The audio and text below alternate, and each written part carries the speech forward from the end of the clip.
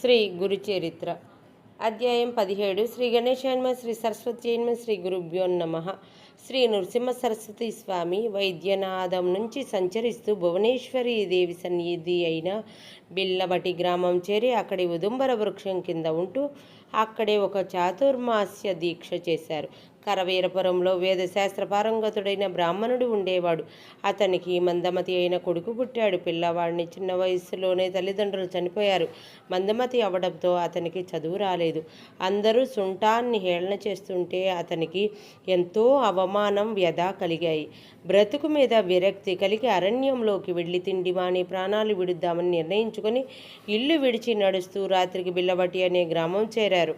అక్కడ జగన్మాత భువనేశ్వరి దేవి గుడికి వెళ్ళి దర్శనం చేసుకున్నాడు.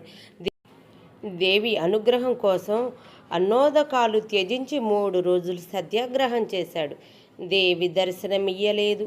జగన్మాత కూడా తనను ఉపేక్షించినందుకు అతనికి జీవితంపై మరీ విరక్తి కలిగి తన నాలుకను కత్తితో కోసి దేవికి సమర్పించాడు.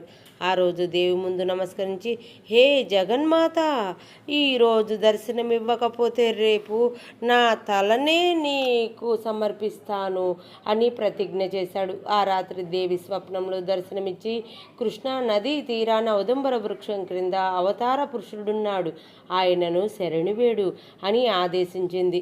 అతను వెంటనే కృష్ణానది దాటి అక్కడ శ్రీగుడిని దర్శించి ఆయన పాదాలపై పడ్డాడు. శ్రీగుడు సంప్రీతుడై అతనిని ఆశీర్వదించారు. ఆ బ్రాహ్మణుడి కుమారునికి జ్ఞాన ప్రాప్తి కలగడమే కాక నాలుక కూడా మొలవటం ఆశ్చర్యం. శ్రీ దత్తాయ గురవే నమః.